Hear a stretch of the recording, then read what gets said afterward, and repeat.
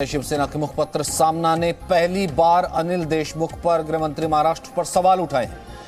सामना में लिखा गया है कि अनिल देशमुख दुर्घटनावश महाराष्ट्र के गृह मंत्री बने। इसमें यह भी सवाल किया गया है कि वचे को असीमित अधिकार किसने दिए और सचिन वचे को असीमित अधिकार देना यह तो जांच का विषय है। शिवसेना ने महाराष्ट्र के गृह मंत्री अनिल देशमुख पर लगे वसूली के आरोपों को लेकर के भी सवाल उठाए हैं। शिवसेना के मुखपत्र सामना में कहा गया है कि सचिन वचे वसूली कर रहे थे और राज्य के गृह मंत्री अनिल देशमुख को इसकी जानकारी नहीं थी। ये कैसे हो सकता है?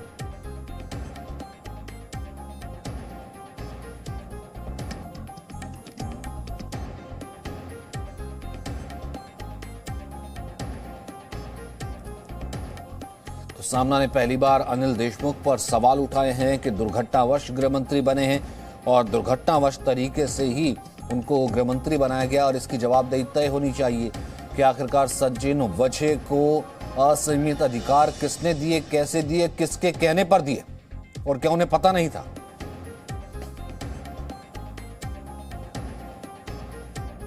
वे अनिल देशमुख जी गृह मंत्री की ईमानदारी पर सवाल उठा रहे हैं।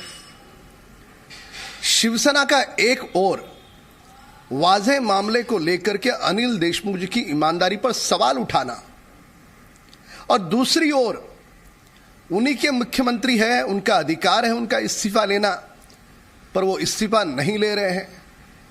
ये तो गिरगिट की तरह दोनों तरफ से रंग बदल रहे हैं, ढोल दोनों तरफ से बजा रहे हैं। क्यों नहीं लेते मुख्यमंत्री देशमुख जी का इस्तीफा? क्या देशमुख जी ने यदि मुंह खोल दिया तो वसूली सरकार कहीं पर भी मुंह दिखाने के लायक नहीं बचेगी? क्या उनका यह डर है? कौन सा डर है? सचिन वाजे गेट में शिवसेना सामना की नौटंकी देखो। कहते सचिन वाजे ये वसूली गृह मंत्री, पुलिस कमिश्नर, अनेक मंत्रियों के लिए करता था। सरकार बदनाम हो चुकी है। मैं सामना और संजय राउत को सवाल करना चाहता हूं, उन्हें याद है ना सचिन वाजे की गैर कानूनी पुनर्नियुक्ति मुख्यमंत्री उद्धव ठाकरे जी ने करवाई थी। अंकुर त्यागी इस वक्त हमारे साथ मौजूद है। अंकुर, एक नई बहस को तो कम से कम सामना के इस आर्टिकल ने जन्मदही दिया है। क्या कोशिश की जा रही है? ये दिखाने की कोशिश की, फिर ये तो क्लैश नहीं हुआ कि सरकार एक तरफ नहीं है, कि एनसीपी एक तरफ चल रही, शरद पवार एक तरफ चल रहे हैं, सचिन वजे को किसने बताया, अनिल देशमुख पर निशाना वो सामना में कहा जा रहा है और उद्धव को तो जैसे कुछ पता ही नहीं। सचिन, अगर पहले तो ये आर्टिकल पे अगर आप नज़र घुमाएंगे, चूंकि मैं रेगुलर तरीके से हमारा सामना पढ़ना होता है, एडिटोरियल खास तौर पे अक्सर ये जो आर्टिकल है ये संजय राउत के नाम से छापा जाता है, जो रोक ठोक नाम का आर्टिकल है। लेकिन आज जो ये आर्टिकल छपा है ये एक सामना संवाददाता के नाम से शिवसेना ने छाप दिया है। मैं शिवसेना इसलिए भी बोल रहा हूँ क्योंकि सामना में जो भी चीज़ छपती है वो यकीनन तौर पर अक्स माना जाता है कि वो जो पार्टी की विचारधारा है या पार्टी के किसी मुद्दे पर कोई लाइन है उसका वो अक्स है, उसकी परछाई होता है।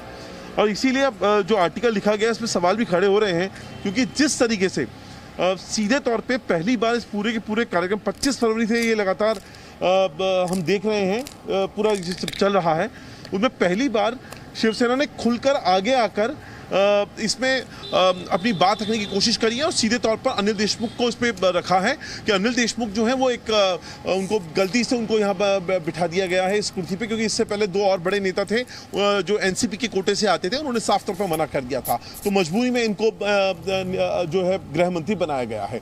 दूसरा, इसमें उन्होंने एक सवाल जो सबसे इंपॉर्टेंट सवाल खड़ा किया है वो इस बात को लेकर खड़ा किया गया है कि जिस तरीके से जो सीपी ऑफिस है, जिसके प्रीमाइसेस में ही सीआईयू यूनिट का ऑफिस भी था जहां सचिन वजे बैठता था और वो सीधी रिपोर्टिंग करता था जो सीपी हैं तत्कालीन सीपी परमवीर को लेकर, और परमवीर सीधे रिपोर्टिंग करते थे एज पर प्रोटोकॉल। क्योंकि मुंबई पुलिस का जो सीपी होता है वो डीजीपी को रिपोर्टिंग नहीं करता है, वो सीधे गृह मंत्री को रिपोर्टिंग करता है। तो ऐसे कैसे हो सकता है कि गृह मंत्री को इतना सब कुछ हो रहा था, उनका जो सीपी जो उनको रिपोर्ट करता है और सीपी को डायरेक्ट रिपोर्ट करने वाला एपीआई सचिन वजे, उसके बीच में इतना सब कुछ चल रहा है और अनिल देशमुख को पता ही नहीं है।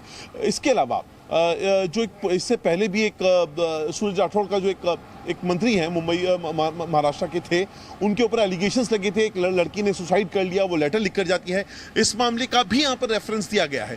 तो जो डायरेक्ट अटैक है वो पहली बार अनिल देशमुख के ऊपर किया गया है, क्योंकि अभी तक जो चीज़ें निकल के आ रही हैं राजनीतिक हलकों में, जो लगातार डिस्कशंस का एक लंबा दौर हमने देखा था, उसके अंदर ये बात निकल कर आ रही थी कि शिवसेना और कांग्रेस लगातार सरकार में इस बात के ऊपर दबाव बना रही थी कि अनिल देशमुख हैं, उनको अभी फिलहाल जब तक ये इंक्वायरी चल रही है, इस इंक्वायरी के चलते अपने आप को गृह मंत्री के पद से दूर रखना चाहिए, ताकि लोगों का कानून में और जांच में विश्वास। अनिल देशमुख का इस्तीफा हो जांच से पहले और सरकार को पाक साफ एक जिसे कहते हैं एक तरीके से बचा लिया जाए, उस तरफ एक कवायद, एक कोशिश है, या फिर यूं कहें कि क्लैश ऑफ इंटरेस्ट की आप अपनी चीजें जो है वो कैरी फॉरवर्ड कर रहे थे, तो इसलिए एनसीपी दूसरी तरफ हो गई, कांग्रेस इस पर चुप बैठी है, और शिवसेना जो है वो अपने तरफ ये कहने की कोशिश कर रही कि रिस्पॉन्सिबिलिटी की अगर बात आती है तो मुख्यमंत्री का या हमारा कोई लेना देना नहीं, क्योंकि उस वक्त जब गृह मंत्री बनाया गया था उस वक्त भी एनसीपी या फिर शरद पवार का ही ज्यादा से था।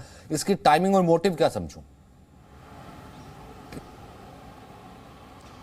देखिए, फिलहाल तो जिस तरीके से एक दबाव बनाने की जो कोशिश यहाँ पर साफ तौर पे दिखाई दे रही है, और टाइमिंग को लेकर इसीलिए सवाल उठ रहा है क्योंकि लगातार अभी हमने भी देखा था, तो 2-3 दिन पहले की बात है जब खुद गृह मंत्री अनिल देशमुख जाकर मीटिंग करते हैं मुख्यमंत्री के साथ, और उसके बाद लगातार एक प्रेस कॉन्फ्रेंस का एक लंबा दौर भी हमने देखा था। यहाँ पर लगातार जो दबाव की पॉलिटिक्स है शिवसेना की तरफ से यहाँ पे की जा रही है, वो डायरेक्ट आकर सामने आकर तो किसी ने भी इस तरह का वक्तव्य नहीं दिया है। लगातार जो संजय राउत हैं वो टेलीविजन के कैमरे पर आकर कहते हैं कि ये तो रूटीन ट्रांसफर था, जब उन्होंने परमबीर के मामले में कहा था। अनिल देशमुख के ऊपर जरूर उन्होंने साफ तौर पर अटैक करने की कोशिश की है। ये टाइमिंग का खेल है। यहाँ पर शिवसेना अपनी दबाव की राजनीति जो है, जो अपनी बात उनके मन में है, वो सीधे तौर पर अब जनता के बीच में लेके चली गई है इस पूरे मुद्दे को लेकर। बहुत बहुत शुक्रिया फिलहाल इस बातचीत के लिए। तो फिलहाल कहीं ना कहीं पब्लिक कोर्ट, पीपल्स कोर्ट में ले जाने की कोशिश है कि देखिए, अखबार के जरिए बताने की कोशिश है कि हमारा तो इससे कोई लेना देना नहीं, अगर कुछ इरेगुलरिटीज चल रही थी तो क्या गृह मंत्री को नहीं पता था, और गृह मंत्री के ऊपर तो हमारा कोई से जैसे था ही। महाराष्ट्र के गृह मंत्री का कहना है कि मेरे ऊपर जितने भी इल्जाम लगे हैं वो बेबुनियाद है। हालांकि इससे पहले महाराष्ट्र के गृह मंत्री ने यह भी कहा था कि जांच होनी चाहिए, लेकिन फिलहाल ये कहना है अनिल देशमुख का कि मेरे ऊपर जो भी इल्जाम लगे हैं वो बेबुनियाद हैं और मेरे ऊपर लगे आरोपों की जांच होनी चाहिए। इससे पहले भी एक बार उन्होंने जांच की बात कही थी, और उसके बाद कहीं ना कहीं एनसीपी ने कह दिया था कि वो तो खुद जांच की बात कर रहे हैं। तो ऐसे में देखिए, उनको तो क्लीन चिट दी जानी चाहिए, वो तो खुद जिनके ऊपर इल्जाम लगे वो खुद जांच की बात कर रहे हैं। अब ऐसे में आज एक बार फिर से उन्होंने कहा है कि मेरे ऊपर लगे इल्जाम बेबुनियाद है, जांच होनी चाहिए। एक्स पुलिस कमिश्नर, माजी पुलिस आयुक्त मुंबई, इन्होंने जो आरोप किए थे उसकी जांच होना चाहिए, ऐसी मांग मैंने कैबिनेट की मीटिंग में माननीय मुख्यमंत्री महोदय को की थी, और माननीय मुख्यमंत्री महोदय ने और राज्य शासन ने इस आरोपों की जांच रिटायर्ड हाईकोर्ट जज के द्वारा करने का निर्णय लिया है, और उस प्रकार ये आरोपों की जांच होंगी और जो भी सच है वो सामने आएगा। Presenting V News app, available on Google Play and App Store. Download it now.